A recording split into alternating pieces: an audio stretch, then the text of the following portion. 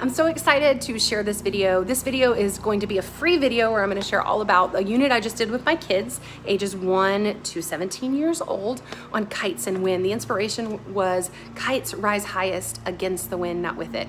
At the beginning of the unit, I usually put up a key quote or a key idea up on the board, and over time I've just started to use that time as a time to just really reflect and think about some of the big ideas that inspire me for the unit.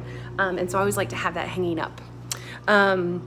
I'm so excited because I'm launching over the next 3 months 3 things each month around my passions.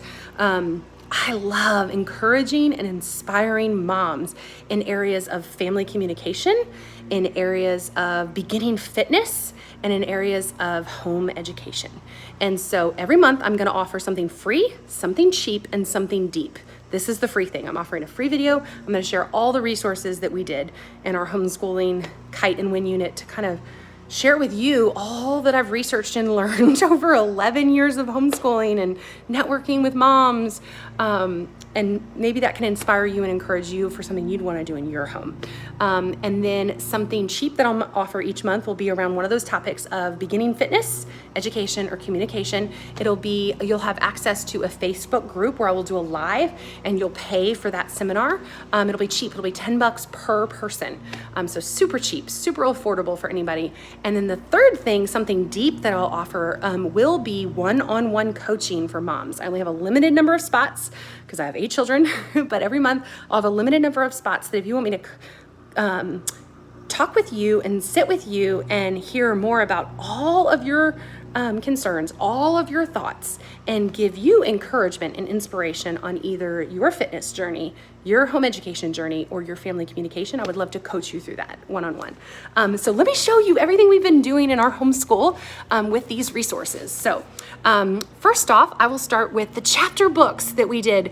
We did 2 chapter books in this unit. One was called Kite Fighters by Sue Parks, which such a great author. She actually wrote A Long Walk to Water, which is another really beautiful book. We did that one, and as well as The Boy Who Harnessed the Wind. This was such a beautiful and inspiring book. I feel so grateful that we read this during the time that we did. He faced a famine in his village, and to read that description was so sobering and so helpful to give context to all the privilege that we have and what to do with it, because he had nothing. He literally digged through the dump to get parts for his first small windmill, had nothing, and he just dug for the parts. He didn't sit back and say, oh, I don't have enough time, or I don't have enough money, I don't have the money for this, or I can't afford this. He did not stop. He had such determination, such a beautiful story of determination and fueling your dreams, and your dreams will carry you. So it's such an inspiring book and so sobering to help get us out of our own bubble in America. So such a great book. Totally recommend this book. So that was the second chapter book we did. And Kite Fighters had about the first one I mentioned, we did that through Hoopla, so I don't have a hard copy of it. But that had beautiful themes of friendship and family relationships and some great history and some geography, because it was set in Korea. So such a great book, and talking about Korean culture. So it was a great taste of Korean culture, the Kite Fighters book. And it had a lot of emotions that were explored too, indirectly. I always love to include social emotional stuff with my kids because I really want to equip them well to know what's going on inside them, how to label those emotions and talk about that, and make that a natural part of our family life. I don't know if you guys have heard of the book Permission to Feel, but he has a quote in there. He says that for as often as we ask and answer the question, how do you feel? You would think that we place great importance on this when we actually never expect to give or receive an honest or complete answer from others. That was so powerful to me. So he has something called the mood meter that I introduced to my kids. It's right here. That he charts emotions on a scale of high pleasantness, low energy, to high pleasantness, high energy, low pleasantness, low energy, and low pleasantness, high energy. And I printed out this for each of my kids as just a way for them to put some of these emotions on the scale to give us a benchmark to start talking about it. So as we were reading Kite Fighters, we could talk about, do you think Youngsup is feeling, that he just won all these early rounds. Do you think he's feeling what category, always feeling excited and energetic and surprised and ecstatic. You know, we're able to give language, because if you can name it, you can tame it, right? So that was a great social emotional tool that we used. Also, my 6-year-old loves to make books, so he made his own WIN book. I usually try to, for the read alouds, include some coloring pages for my younger two. And so that way they are busy doing that while we're reading aloud. We also did a phonology wheel, which is basically a simple tracking of the weather, either day by day or month by month. You could do it every few days. My daughter is very artistic, so she added lots of flair. We also charted the wind speed on that.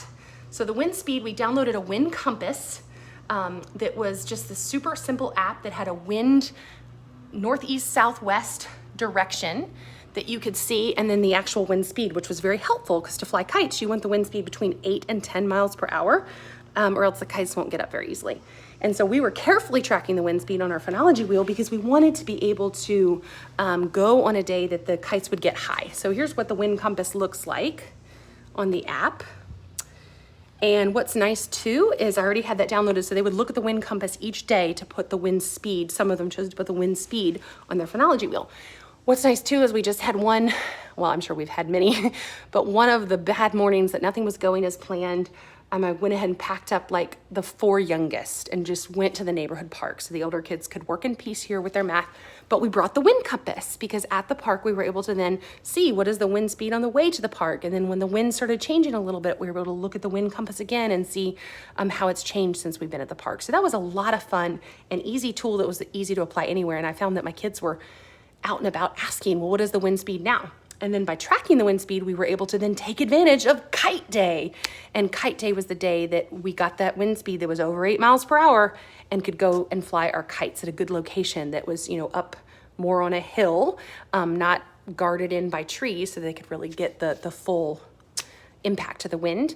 And I'd ordered online from Amazon, and I can actually give you a list of all these resources. I don't know if I mentioned that yet. For $8, I can send you just a typed out list of every resource we used, including links. From Amazon, I ordered 3 do-it-yourself kites. So the kids got to create and color their own kites. I had my 10-year-old and my 3-year-old share, for the reason of that a 3-year-old usually in my family has kind of a hard time flying a kite unless they have lots and lots of help. And then it can be really frustrated. I took one of my twins were like, I think they were 3 years old. The church handed out a bunch of kites. And so I took them in, and just being a frustrating experience, because a 3-year-old cannot fly, or at least my 3-year-olds couldn't fly a kite by themselves. They need a lot of instruction and a lot of help and a lot of setting them up to win. So I purposely paired my preschooler with an older child. So those kites were a lot of fun. I'll show you those. Just this do-it-yourself, you know, make your own design. So, and I made them practice on their own first before they did it on the kite.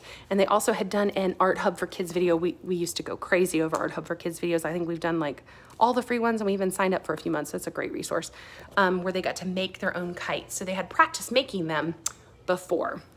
So yes, and then for the younger kids, the book Kite Day was an awesome book. Really just a beautiful, beautiful picture book. Blue Sky Yellow Kite was another great book. We made our own windmill. This was just a simple step. I put one lead experimenter. I kind of rotate between the leads on experimenters so that there's no fighting over, she got to do that, he got to do this. And so that one person's getting to do the most of it, but everybody gets to watch.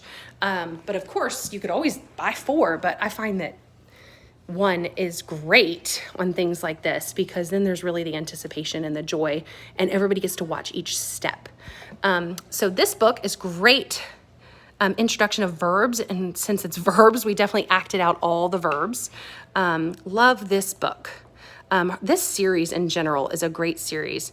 So she takes all the verbs and puts them in bold.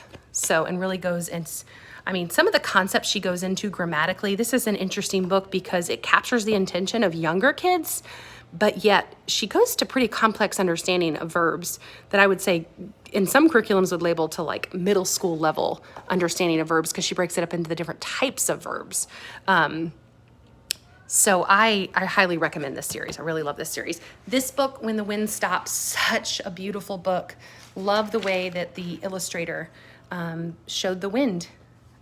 Such a beautiful nature book. Beautiful illustrations. A Dandelion's Life. After that, a great activity was just have the kids run out and see how many dandelions they could find. And then they just by nature were starting to recognize the dandelion life cycle as they saw them at the park and in our yard and in our neighborhood walks. This book, The Wind Blew by Pat Hutchins, super short, super beautiful rhyming text.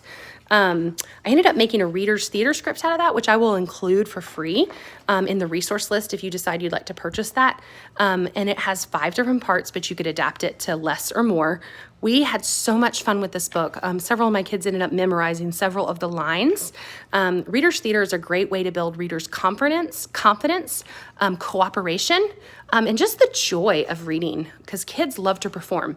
What I also did is I took some of the keywords from this book and wrote and put them all up and down our street, in front of our street. A lot of the key nouns and verbs, and I would just say one of the words and they'd have to run to wind or run to umbrella or run to shirt or run to up or run to down. And then I would go back and forth like up, shirt, wind, blow, and they would have to just run to each of them. And I would purposely, pick ones that are way up and way down so they got excellent exercise. And even my 3-year-old was joining in because even though he couldn't read the words, he enjoyed the fun of just running with them. And then he started to remember where some of them were. And then we also just changed it and did letters for him. And everybody enjoyed the exercise. So that was a lot of fun. Let's see, what have I not showed you? Oh, 2 things. We made our own pinwheel. And on the download, if you'd like it, I can give you the link to exactly, or you could just Google it, how to make your own pinwheel and how to make your own wind-powered car. Both super simple, lots of fun. And I think that is it for the print copy books I have. I do have a few things because a lot of things were online because of COVID. We're used to using our library like crazy, but obviously we had to adapt. So the other things we did were we found some great videos online about kinetic energy, YouTube kids videos, and another great video about Benjamin Franklin and his discovery of electricity. We also saw a short kids video about Woodrow Wilson, the author of the quote. We also visited a nursery where they had lots of wind chimes. There's a ton of math that goes into wind chimes, which is really fascinating. And so we visited a wind chime and just listened. In fact, my 8-year-old was so sweet, he ended up buying me some bird wind chimes for Mother's Day, which are adorable. I told you about the phonology wheel. I told you about the pinwheel and the wind-powered car, Let's Fly a Kite. Did I tell you about the book? There's a few more on here. No, I didn't cover those. A Kite for Moon, excellent book. It kind of imagines what it would have been like for Neil Armstrong to imagine seeing the moon and want to fly a kite to the moon. And then it journeys that story. So it's such a beautiful introduction to Neil Armstrong, which was perfect because my kids studied astronomy in co-op this year. Let's Fly a Kite, which is a great book on tumble reading. Stuck by Oliver Jeffers. I loved that one so much. I am going to buy that book. It's on my to-buy list.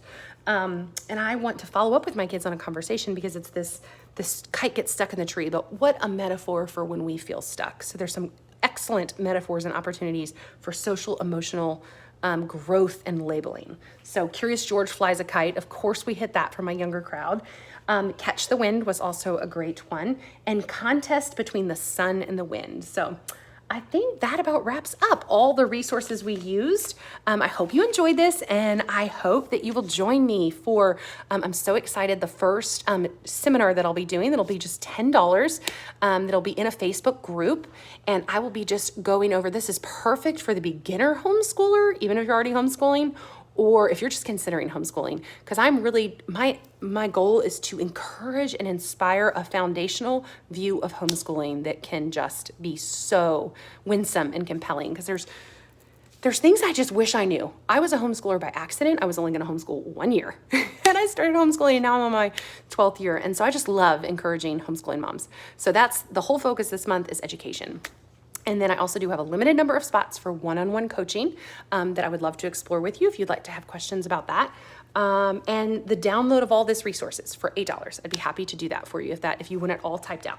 I'm definitely much better at talking than I am getting everything written down. And I think that's it. And then next month will be a fitness focus. I have such a love of exercise.